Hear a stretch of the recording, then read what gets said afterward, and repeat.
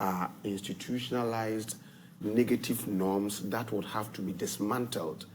And they include, for instance, the fighting galamsey, okay, ridding the city of hawkers, dismantling or destroying buildings that have been built on waterways, etc., etc. I mean, these things are challenges that we tend to impose on ourselves.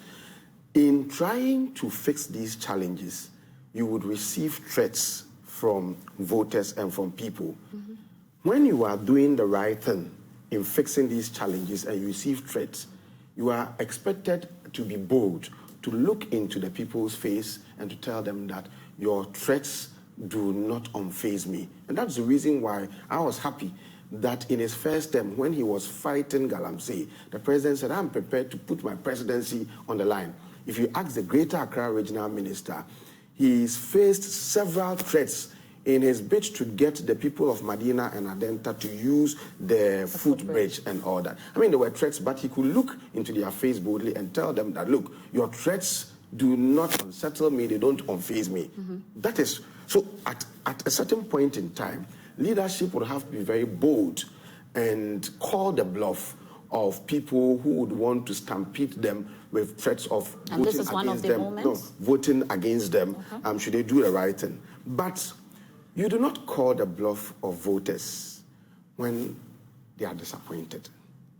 You cannot say your threats do not unfaze me when clearly things that were promised to be done have not been done in a manner that can tangibly be felt.